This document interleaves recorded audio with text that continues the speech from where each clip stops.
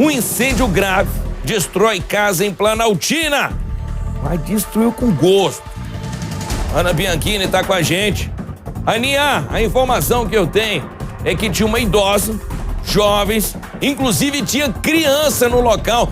Tô vendo que tá tudo destruído aí atrás de você, né, Aninha? Vem pra cá, minha querida. Muito boa tarde.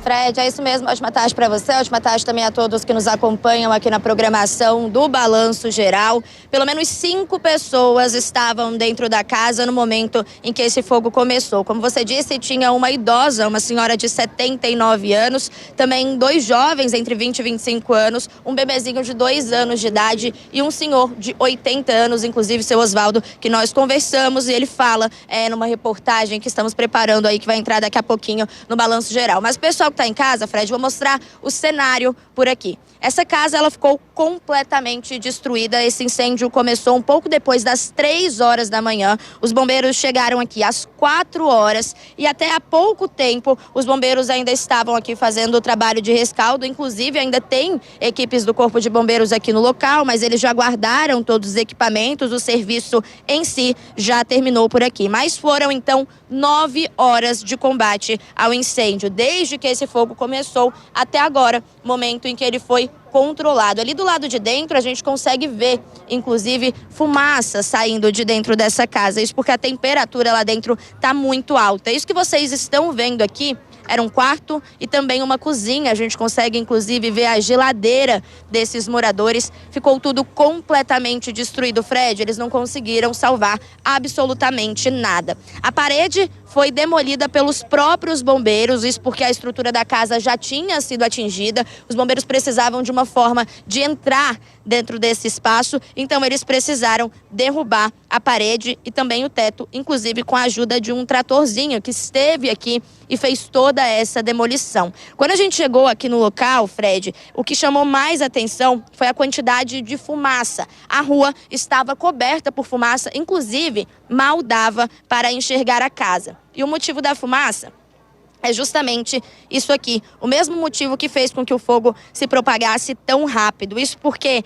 dentro desse lote são 2 residências. Em uma delas, nessa aqui da direita, morava o seu Oswaldo, de 80 anos, ele que já foi casado, inclusive, e a ex-companheira dele morava, então, na outra casa que fica dentro do mesmo lote. As 2 ficaram completamente destruídas. Eles guardavam bastante material inflamável aqui. Seu Oswaldo, ele é pedreiro, ganha muita coisa, principalmente objetos de madeira, ferragens que ele usa, inclusive aí com frequência no trabalho dele. A ex-companheira guardava muita roupa, ela que mexe com doação, juntava inclusive roupa para doar para as pessoas aqui da região. Tinham também pneus do lado de dentro, como eu disse, muita madeira. Então o que acontece? O fogo se alastrou rapidamente e os bombeiros também precisaram agir rapidamente. Foram vários militares que participaram desse processo de operação de combate ao fogo. A rua também ficou cheia de gente, várias pessoas curiosas esperando,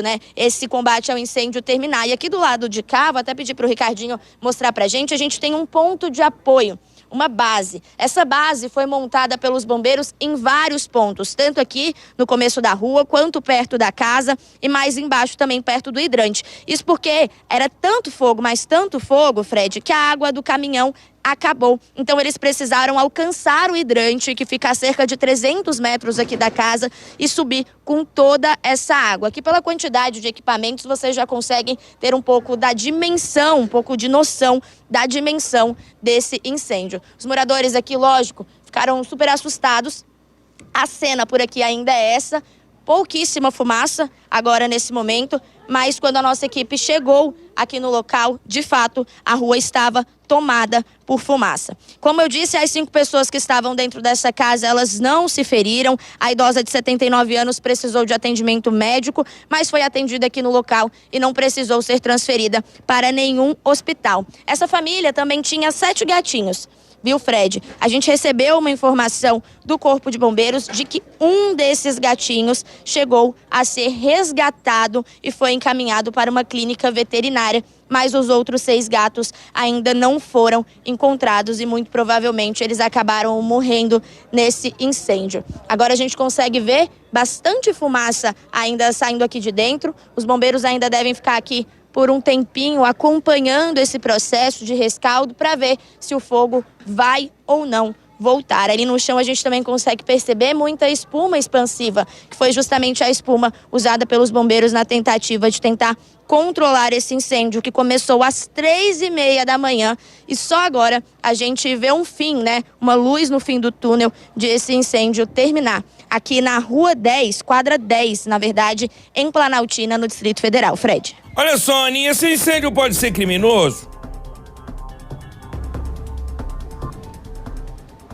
Fred, a informação que a gente tem, inclusive, de um dos moradores, que é neto, né, desse ex-casal, esse neto que também mora aqui com eles dentro da casa, pai da criancinha de 2 anos de idade, ele informou pra gente que foi um curto-circuito. Ele disse que viu, inclusive, o momento em que esse incêndio começou no quarto dos fundos da casa. Quando ele foi avisar a avó já estava, inclusive, na cozinha, porque ela também ouviu o barulho, e um barulho, como ela também descreveu, de curto-circuito. Mas a perícia foi acionada, deve chegar aqui no local em breve. Inclusive, o local está sendo isolado agora pelos bombeiros, justamente para que a perícia possa chegar aqui e fazer todo esse trabalho. Mas tudo indica que foi um incêndio causado por um curto-circuito. E o seu Oswaldo, inclusive o morador de 80 anos, Fred, ele estava no quarto dormindo no momento em que tudo isso aconteceu. Como eu estava explicando para vocês, são 2 casas aqui dentro do mesmo lote. O seu Oswaldo estava sozinho em um lado, enquanto as outras 4 pessoas estavam no outro lado. O neto conseguiu ajudar a avó, conseguiu retirar o filho,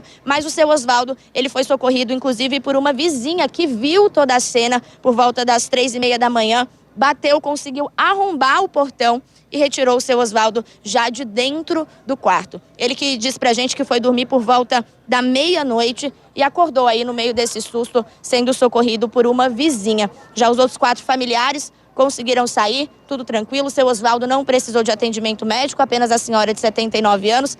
Também conversamos com ela. Ela está na casa de uma vizinha, deitada, porque já é mais de idade, passa também por problemas de saúde. E também agora toda essa família, Fred, conta com a ajuda de doações. Porque como o pessoal de casa pode ver, eles perderam absolutamente tudo. Desde roupa, móveis, fotos, tudo que eles tinham foi embora. E o seu Oswaldo estava me falando, inclusive, que essa casa ele construiu lá na década de 60, 70 e que toda a família morava aqui desde a construção dessa casa. Então, além dos bens materiais, né, Fred, se vão também muitas lembranças, memórias vividas aqui dentro dessa casa, na quadra 10 em Planaltina. Cara, e uma reconstrução disso tudo aí não vai ser fácil não, né? A gente tá vendo que não sobrou nada. Literalmente nada.